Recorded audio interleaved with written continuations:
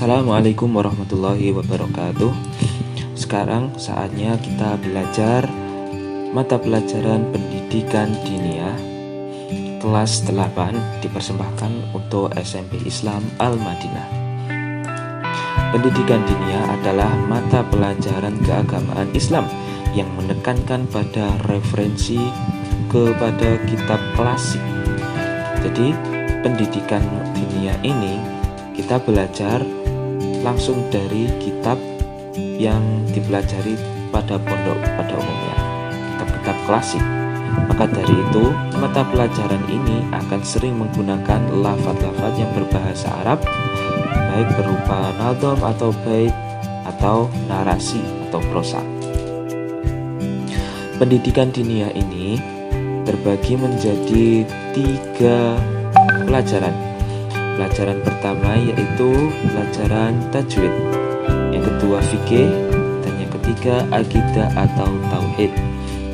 Yang pertama tajwid adalah mata pelajaran yang mempelajari tata cara membaca Al-Quran yang berkaitan dengan sifat, makharijul huruf, hukum bacaan, mad, waqaf, dan lain sebagainya. Pelajaran tajwid ini kita memakai kitab Shifa'ul Jinan. Yang kedua, pelajaran fikih. Pelajaran fikih adalah mata pelajaran yang mempelajari hukum-hukum syariat yang berkaitan dengan perbuatan dan perkataan orang mukallaf. Pelajaran ini membahas tentang hukum-hukum yang ada dalam Islam, khususnya hukum mulai wajib, sunnah, mubah, makruh, dan haram. Kitab untuk pelajaran ini kita memakai kitab pegangan Al-Mabadi Al-Fiqhiyah atau kitab Takrib. Yang ketiga, pelajaran akidah atau tauhid. Akidah atau tauhid adalah mata pelajaran yang membahas tentang iman atau kepercayaan kepada Allah, kepada malaikat, kepada kitab Allah, kepada utusan atau Rasulullah, kepada qadha dan qadar, dan yang terakhir kepada hari akhir atau kiamat, berdasarkan pada dalil nakli atau dalil yang bersumber dari Al-Quran dan hadis, dan dalil akli yang bersumber dari akal atau nalar manusia. Untuk pertemuan pertama kali ini kita belajar tajwid dahulu dalam bab hukum bacaan al-ta'rif. Al-ta'rif atau lafaz al. Sebelumnya mari kita baca bait atau nadham dalam kitab Shifa'ul Jinan di bawah ini. Bismillahirrahmanirrahim.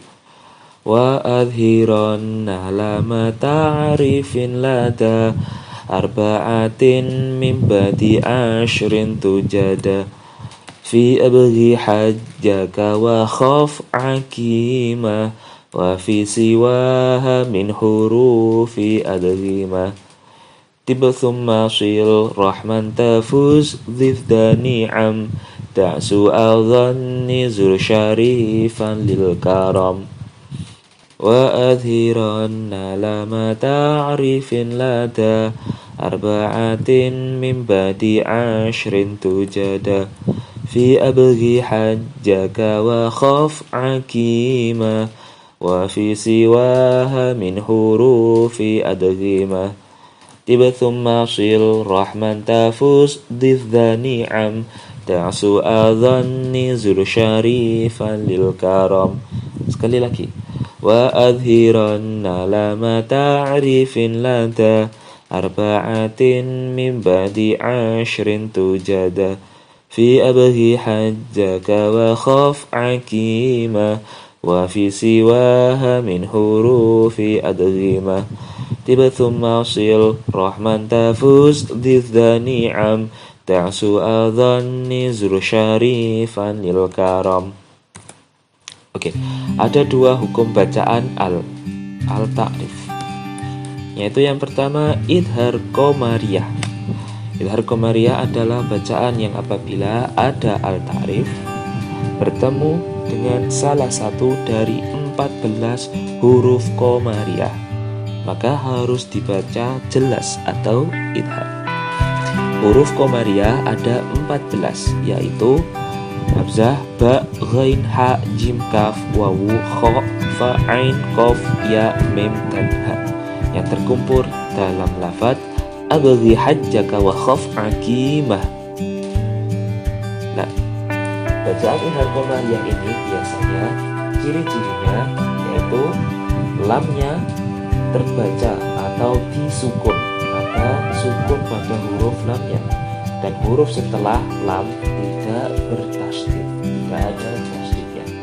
Seperti contoh al-ahadu, al-basiru, al-ghafuru, al-halimu, al-jalilu, al-karimu, al-wadudu, al-khabiru, al-fattahu, al-alimu, al-qadiru, al-yaumu, al-mu'minu, al-hadi. Jadi semuanya dibaca al seperti itu. Itu idhar Qomariyah. Yang kedua adalah bacaan idgham syamsiyah.